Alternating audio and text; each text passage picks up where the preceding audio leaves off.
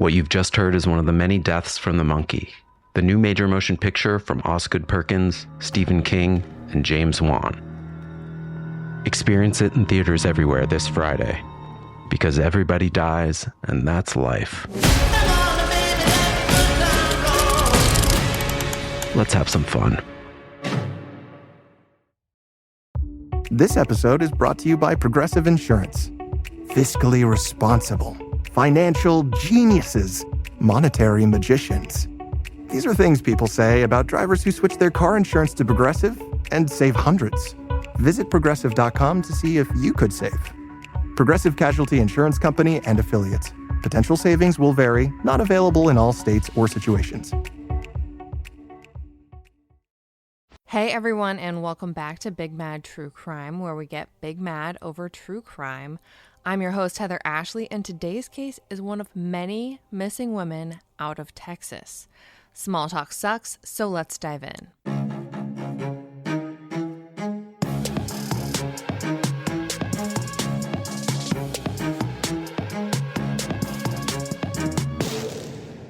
Prisma Peralta was a 26-year-old single mother who really had the world going for her. She was from Veracruz, New Mexico, but had recently become a U.S. citizen. She had worked in insurance sales at one point, but realized she wanted more and went to school to become a paralegal, and did in fact become a paralegal for some time, but decided to step it up a notch and join the Army National Guard as well. But as good as everything seemed on paper, it just wasn't. Prisma had a history of dating the wrong guys. Her picker was off. But I think all of our pickers have been off at one point or another. According to family, he wound up kicking her out when she was 6 months pregnant, and she essentially raised him on her own. Baby daddy wasn't involved much at all, if ever. She dated another guy and actually lived with him, we'll call him ex-boyfriend, who wound up abusing her. I read at one point that one of her friends said that he beat her so bad one night that when she came to, she was lying naked in a field.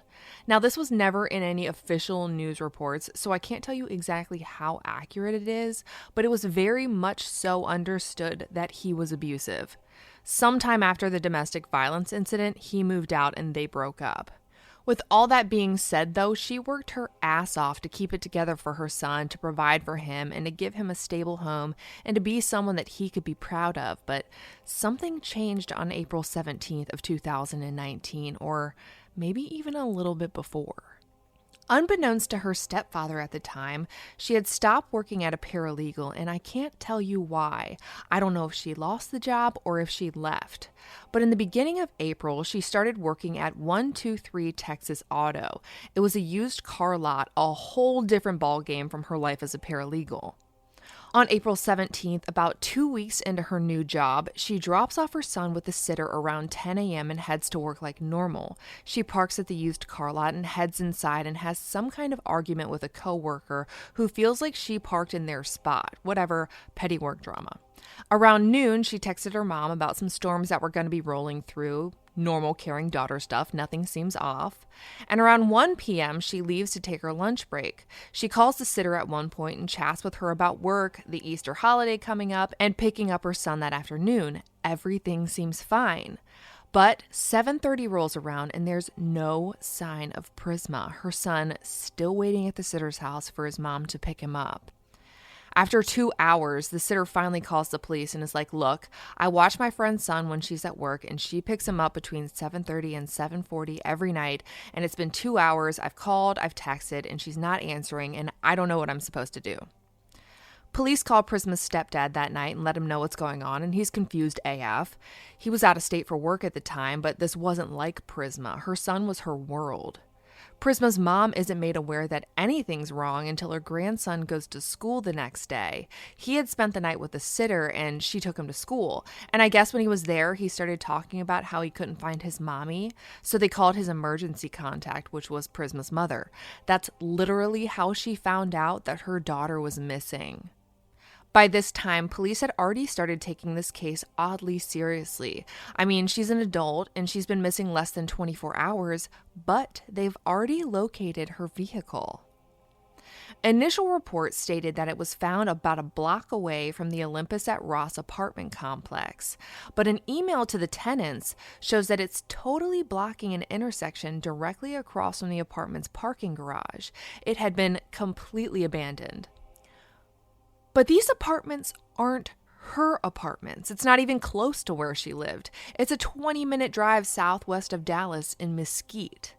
Police are able to pull security footage from the apartment complex, and they release one single clip to the media. It's Prisma around 5:50 p.m. waiting by one of the elevators in the parking garage. She still has her red work polo on and the jeans she'd been wearing all day. She has her keys in one hand, her purse on the opposite arm, and she's talking to someone on speakerphone. She doesn't look panicked or anything when she's talking, but she does sway back and forth a bit. She stumbles slightly and eventually leans against a wall. Then she walks around a corner and the video ends. That's all we get. Authorities asked that if anyone recognizes her to call the Mesquite Police Department. Her family says that 1, she'd never leave her son. He was her world. 2, she'd never leave her Jeep. You know Jeep people. The first rule of being a Jeeper is to never leave a Jeep behind. And if you don't know any Jeep people, this is going to make a whole lot more sense to you when you meet one. But 3rd, they said that her mannerisms seemed like she was stressed, especially the way she was twirling her keys. And they don't know why she'd be at the apartments. As far as they know, she doesn't know anyone who lives there. People who don't know her focus on the stumbling or just overall seeming off balance. They wonder if maybe she'd been drugged or if she'd been drinking, but it just doesn't make any sense. Certainly Prisma wouldn't get drunk at lunch knowing that she'd be going back to work. But Prisma never went back to work that day. Remember, she left around 1 p.m., and when she wasn't back in an hour, they started calling her, but she didn't answer any of their calls. And this video footage of her at the apartment complex is at 5:50 p.m., almost 5 hours after she left, when she technically still should have been at work, but she's okay. I mean, we see her. So what happened in that gap of time, and where did she go between 5:50 p.m. and 7:30 p.m. when she was supposed to be picking up her son? The family has a million questions. 2 days after she was last seen, the Mesquite Police Department searches the area surrounding the complex, including a construction site about a block away, but find no trace of Prisma. A Texas game warden with a K-9 walks through the entire complex, the parking garage, the elevators, the residence halls, everything. And according to NBC Dallas-Fort Worth, it never once picks up on her scent. Another K-9 is brought in, a bloodhound, and he didn't even pick up on Prisma's scent either. I mean, we know she was there, we saw her, but neither of these dogs are getting any scent trail of her whatsoever.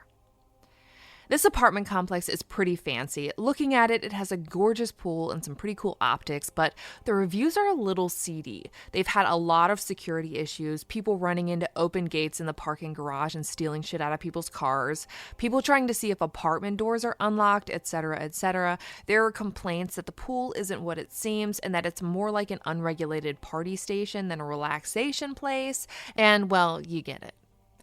So there are some concerns that maybe she was the victim of a crime of opportunity at the complex, but then again, she wasn't a resident and she was one of those people who were able to get in. More importantly, though, why was she there? She was parked right out front, went right inside, and was clearly waiting for an elevator. So what was she doing there in the first place? Police get her phone records and figure out who she was talking to on the phone in that video. They don't say much other than that the person she talked to has no idea where she is and he's been cleared. Prisma's family and really everyone else starts to wonder who would want to hurt Prisma, and obviously her 2 exes come into play. Baby daddy and ex-boyfriend. Baby daddy lives 3 hours south of Dallas in Austin, so he's pretty much ruled out here. And what would he want with Prisma anyways? He hasn't been a regular in his son's life, and they've had little to no contact. Even her parents don't think he's involved. Her sister, however, tells Fox 4 that the ex-boyfriend lives at the Olympus apartments. And that changes things. She now has a reason for being where she was. On top of finding out that the ex-boyfriend lived there, she also tells the station that Prisma and her ex-boyfriend were in the process of rekindling their relationship, something most of the family wasn't aware of. We now know of 2 things she was keeping from various family members. 1, that she was no longer a paralegal, and 2, that she was trying to work things out with her abusive and very much older ex-boyfriend. And I'm talking like 15-ish years older than her, which is a pretty big gap when you're 26. Fox 4 does another report where we get a time for the phone call to the sitter. Remember, she told the sitter that she was on her lunch break and they were just chatting about work, Easter, and that she'd see her when she picked up her son after work. That call happened around 4 p.m. and lasted 52 minutes. Prisma was saying she was on her lunch break 3 hours after she left for work for her actual lunch break and never came back. And as far as the sitter, who hasn't talked much since everything went down, Prisma never mentioned quitting her job, which she would have had to know she was doing at that point. Nothing makes sense to anyone who knows her, or frankly to anyone else. Where was she between work and the apartments? What was she doing in that time frame that resulted in her stumbling on the phone in front of an elevator at her ex and kind of current boyfriend's apartment complex? On April 21st, a woman's body is found in a drainage ditch in Pleasant Grove, which is only 10 miles from where Prisma was last seen, and everyone holds their breath waiting for an identification. But it doesn't take long. It's not Prisma, which means she's still out there somewhere, and the investigation continues.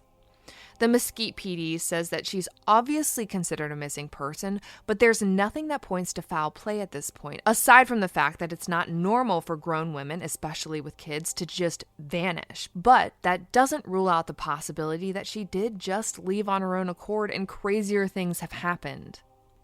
I say the investigation continues, but I mean, not a whole lot happens. Police go door to door at the complex to see if anyone heard or saw anything the day Prisma disappeared, but not everyone's home, and at this point, there's no real evidence of a crime having been committed, so they don't have any probable cause to search any apartments, so they're just doing what they can. Prisma's been missing for a week now, and her phone is either dead or turned off. Her bank accounts haven't been touched. They have her vehicle that she never went back for, and there's no sign of Prisma, her keys, her purse, or her cell phone.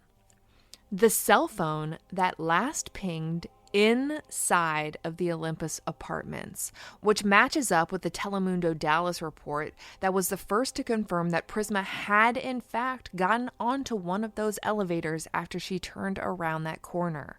Once that comes out, Fox 4 reports that a man actually rode on the elevator with Prisma that day and said that she was crying. He got off on a lower floor and Prisma continued to go up and doesn't know which floor she got off of. However, Gray Hughes steps in and does an interview with Prisma's stepfather, who says that she got off on the 5th floor, the same floor her ex-boyfriend lived on.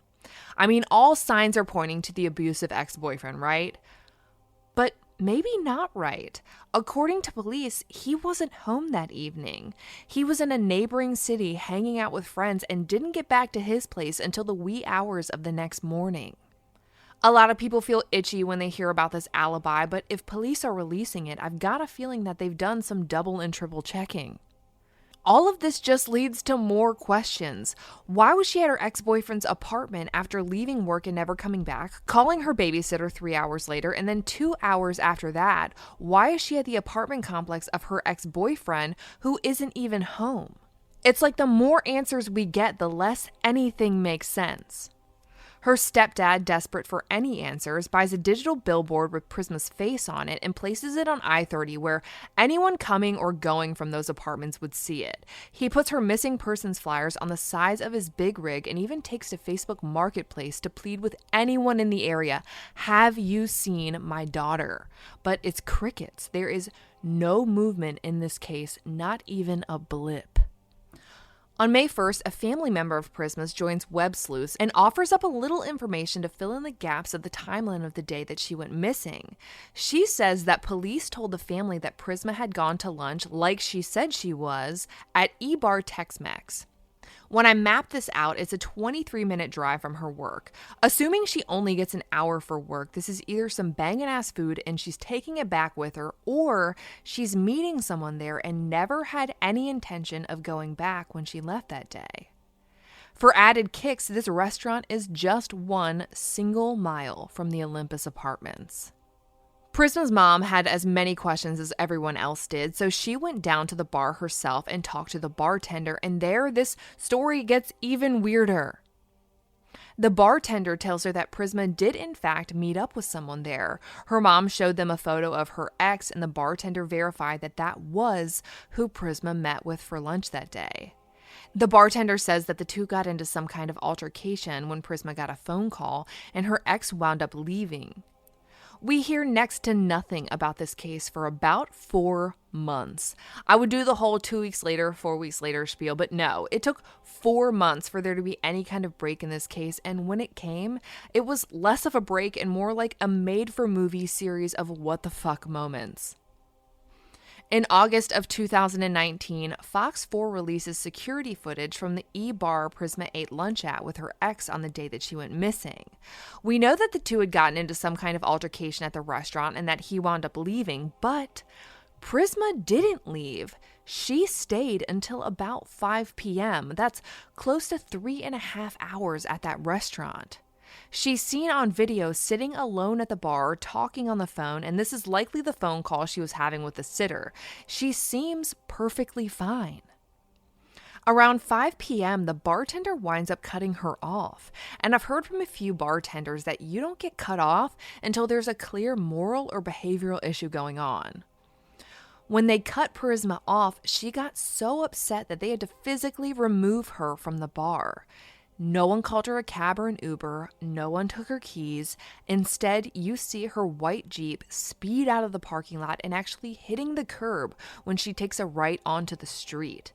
No one can definitively say whether or not Prisma was drunk because she hasn't been found, but we can assume that after being at a bar for hours, getting cut off, upset and kicked out, that she was likely at this point drunk and driving away from the bar.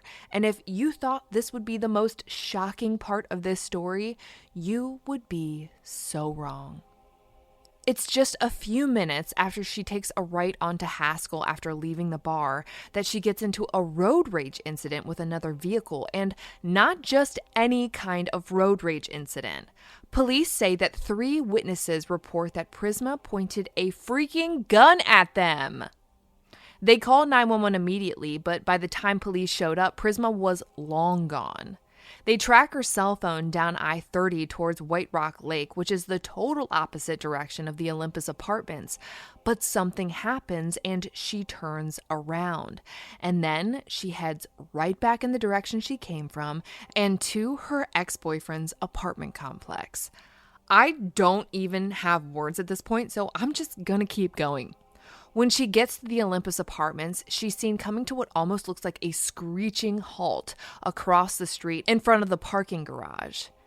There was a moving truck at the end of where Roseland and Johnson intersect, so she just stops behind the moving truck, and so abruptly that you can watch her body move forward. Her Jeep is completely blocking the intersection of Roseland and Johnson at this point. She gets out of her Jeep and hauls ass across the street because another vehicle is coming into the parking garage, and she wants to take advantage of the open gate, and she makes it in. You can see the gate start to close behind her right as she gets inside. And that's when we get that 5:50 video of her waiting in front of the elevators. And while all her actions don't make a ton of sense, the timeline is starting to get a lot more clear. At 10:30 a.m., she got to work and got into an argument with a coworker about a parking spot. At noon, she texted her mom about the weather. Around 1, she took her lunch break and took the 23-minute drive to E-bar. Her and her ex have lunch and get into an argument, and he leaves at some point, and she stays. Around 4 p.m., she has a 52-minute phone call with her sitter where she doesn't mention anything about the ex or that she's been drinking alone at the bar. Around 5 p.m., she's cut off and kicked out of the restaurant and speeds away. At 5:08, she gets into a road rage incident and drives down I-30 before something changes her mind and she turns around and heads to the Olympus apartment complex. The timestamp of the photo of her Jeep that was sent out to an email to the Olympus residents reads 5:47 p.m. So we've tracked down the movements of her day, but they still don't make a ton of sense when comparing them to the normal behavior of the Prisma that everyone knew and loved, and police are no closer to finding her than they were on day one. In fact, they really don't have any evidence that a crime has even occurred. This case has basically stalled, but her family has no quit. Her stepfather puts up another billboard, hoping that anyone will recognize her and remember something about that day. He sets up a $2,500 reward for any information that leads to his daughter. Her mom continues to hang flyers anywhere they'll let her, and her entire family does whatever they can to keep her name and picture in the news. They even reached out to Texas EquiSearch, but they're searching for Malia Davis at the time. If you don't remember that case, it was an Insta case before we started the podcast. You can check out her highlight. It's one of the most heartbreaking cases I think I've ever covered. But even with all these billboards, flyers, signs on the sides of big rigs, marketplace ads, Facebook groups, and pages dedicating their time to seeking out any information on Prisma, and even a reward, there's nothing. So Prisma's family gets a copy of her call history to see if that might help make some sense out of that evening. And like every other major update in this case, it just makes everything more confusing.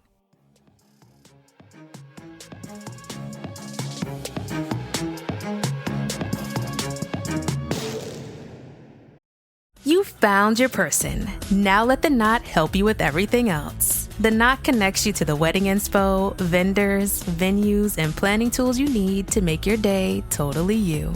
Having helped plan 25 million weddings, we've got your back when it comes to every little detail like RSVPs, budgets, and more. Because your wedding comes to life with the connections that matter the most. Get started at theknot.com/audio. The Knot. Let's plan your wedding together. Betty Broderick thought she had the perfect life and the perfect marriage until one day in 1989 when it all came crashing down. The once traditional housewife murdered her ex-husband and his new wife. From the Los Angeles Times comes a new true crime podcast, It Was Simple: The Betty Broderick Murders, hosted by award-winning writer and reporter Pat Morrison. This is a case I've been low-key obsessed with since the day I realized I was a true crime fanatic. Like they mentioned in the podcast, it was the OJ case before there was an OJ. It was the murder that everyone knew about and everyone felt an emotional connection with. Whether it was because they kind of understood where Betty was coming from, or because they couldn't understand how anyone could be sympathetic to a woman who murdered two people in their own home. I tried to pace myself with this podcast, but I ripped through it like a bag of Fritos. Maybe it was the whole story of knowing what she gave up to make sure her husband was successful, and that even that couldn't make their marriage work, or hearing in her own voice, her own words, talk about what she did. Each episode, 1, 2, 3, and 4, got me more and more sucked in. Hear from new voices from the years surrounding the murders who spotlight all the critical and at times controversial points, from family to divorce, insanity, powerlessness, and wealth. All the details that make this more than 30-year-old case still stand out even in our contemporary American society. Every episode will have you asking yourself, how would I react if my relationship ended like this? Is there anything that might drive me to murder? Join Pat in discovering why this 30-year-old case still gets us today. After 30 years, 5 bullets, 2 coffins, and 1 California prison inmate, why can't we look away from Betty Broderick? Every binge-worthy episode of It Was Simple: The Betty Broderick Murders is available now, so download today from wherever you listen to your favorite podcasts. They go on with Gray Hughes and talk about the phone logs, and they go as follows. At 1:15 p.m., when she would have been on her way to the E-bar, she made a call to her ex and they talked for 15 minutes. So that means they probably talked until she got to the restaurant, putting her time of arrival at around 1:30 p.m. At 2:30 p.m., an hour into their lunch date, she got an incoming call from her ex. Now, I can't imagine he called her while they were eating lunch together, so I think it's safe to say that they probably had their altercation prior to that, but again, weirder things have happened. At 4:05 p.m., she calls the sitter and talks to her for 52 minutes, acknowledging that she's going to be picking her son up at the normal time. At 4:30 p.m., she gets another incoming call from her ex while she's on the phone with the sitter. At 4:57 p.m., she ends the call with said sitter. We know she got kicked out of the bar about 3 minutes later and that she got into the road rage incident at around 5:08 p.m. 17 minutes after that, she makes a phone call at 5:25 p.m. to a friend. It logs as a 1-minute call, which usually means that it wasn't answered and the log just rounds up to 1 minute. At 5:57, Prisma calls her ex, and this is the first time that she's called him since that 1:15 p.m. call on the way to their lunch date, and the first call that she's made to him after whatever happened between the two of them at lunch. There was 49 minutes between when she left the E-bar after getting cut off and when she was seen parking in front of the Olympus apartments. And we know that she abruptly turned around and changed direction in the middle of that time period. Half of 49 minutes is 24.5 minutes, putting that change of direction around 5:32 p.m.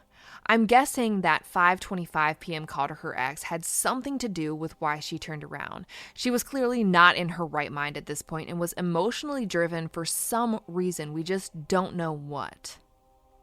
It's not a normal day when you leave your job and never come back, have lunch with your abusive ex that you're trying to rekindle with, stay at the bar after he leaves, drink until you're cut off, drive out of the parking lot and pull a gun on 3 women in a car, and then wind up back at your ex's place. She was definitely emotionally driven to do whatever it was she was doing that day. At 5:49, we see her on the phone with someone in front of the elevators at the Olympus apartments. I'd like to point out at this point that though she did point a gun at that woman in the car at 5:08, she did not take it with her into the apartment complex. It was found under her seat in the Jeep when they found it, so whatever she was trying to do when she got there, it didn't involve the gun that she had used less than an hour before. We still don't know who that 5:49 call was to, but police have seemingly cleared that person. At 5:54, 5:56, and 5:57, she makes 3 separate phone calls to her ex while she's in his building, and all calls seem to go unanswered. At 5:57 and 5:58, she calls a different ex-boyfriend who tells Gray Hughes that she thought he was the ex she had eaten lunch with that day and was asking him which apartment was his and started yelling at him to let her up. And he was like, "Look, wrong ex," and they ended their conversation. Which seems odd to me. She had just called the correct ex 3 times in a row. You just go into your call history and hit the number you just dialed and you call him again. But instead, within less than a minute of calling the ex who actually did live in that building, she called the wrong ex as well, and I don't know how that happens. But at 5:59, she calls the correct ex again, who again doesn't seem to answer her call. At 6 p.m., she calls a male friend who lives out of state and tells him that she needs help, that she doesn't feel right, and she doesn't know where she is. According to family, he says he told her to send him her location so that he could have someone come get her, but she couldn't figure out how, and the call ended. And this call just seems like such a stark contrast to the last few calls. She was in her ex-boyfriend's building trying to call the ex-boyfriend who lived there, so I mean, she had to know where she was. And then she called another ex-boyfriend, seemingly mistaking him for the one she had just called 3 times in a row, asking which apartment was his and yelling at him to let her up. But just a minute later, she's talking to another friend who doesn't live in Texas and is saying that she doesn't feel right, she doesn't know where she is, and that she needs help. Nothing makes any sense. At 6:01 p.m., Prisma makes her last phone call 11 minutes after she was last seen on CCTV, and it's to the ex-boyfriend who lives at the complex, and again, he doesn't answer. And no one, and I mean absolutely no one, has heard from Prisma since. A private investigator offers to look into the case for free and does wind up finding one single witness who saw Prisma that evening. She says that she saw her on the top floor of the parking garage, sitting on the ground against the wall, crying near a silver sedan that had its trunk open. The witness says that she tried to approach Prisma to see if she was okay, but Prisma told her to leave her alone, so she did. However, she remembered seeing Prisma at the complex a few days prior with another man. We don't know who that man man was, whether it was the ex or another friend that she had at the complex. If she had been there with her ex, though, wouldn't she have known which apartment was his? This case seems to go ice cold. A family member posts on Web Sleuths occasionally mentioning that police are looking at one person or they're looking into two people, but nothing ever seems to pan out, and they always seem to be one tip away from a break in the case, but it just never happens. On November 14th at around 11:30 p.m., a woman is seen running into a Walmart in Frisco, Texas, 36 minutes away from Mesquite, with a man running behind her yelling, "Get back here! Don't let me find you again!" Once the woman reached a group of people, the man turned around, got into his vehicle, and sped off. A witness posted on Facebook that she had blood on her and that she was asking everyone what day it was and that she couldn't believe it when they told her it was November. She told them that she had been missing since April. The woman's taken to the hospital, and Prisma's family gets wind of what happened and waits and hopes and prays that it's Prisma. I mean, if it's not, what the hell is going on in Texas? It takes 3 agonizing days, but it's not Prisma. It has been more than a year since Prisma Peralta disappeared, and her case is still open, and she has yet to be located. The purse, the phone, and the keys that she had with her when she entered that apartment complex have also never been found. There have been countless speculations as to what might have happened to her. They wonder if the ex's alibi is legit, or if the babysitter might know more than she's letting on, that maybe the silver sedan with the trunk open had something to do with her disappearance. People wonder if she might have exited one of the few exits of the apartment complex that didn't have cameras, never to be seen again. They wonder if maybe she was the victim of a crime of opportunity, of someone who saw her inebriated in the halls. They wonder if maybe she jumped from the roof and fell into a dumpster that was directly below, and no one knew she was missing until it was too late. There are a million possibilities, and they all seem kind of plausible. There has to be more footage from the complex that hasn't been released, footage of her getting on the elevator, footage of her on the top floor of the parking garage, something that tells a little bit more about her disappearance, but police have kept that close to the vest. If you have any information on the whereabouts of Prisma Peralta or what may have happened to her on April 17th, 2019, please call the Mesquite Police at 972-285-6336 or investigator D. Barrett at 972-216-6791. For all maps and photos pertaining to this case, check out Prisma's highlight at the top of my Instagram profile at @TheHeatherAshley. And join me there tonight where you go live with me and we talk about all the details of today's case. If you like your podcast ad-free, head over to our Patreon at patreon.com/BigMadTrueCrime, where for just $1 a month, your episodes are totally ad-free. If you need more episodes in your life, for just $5 a month, you get a bonus episode on the first Monday of every month. All your episodes are ad-free, and you'll also receive a forever discount code for all Big Mad True Crime merch. And of course, anytime you sign up, you get instant access to all previous bonus episodes. I'll be bringing you a brand new case a week from today, and I cannot wait. But until then, we out.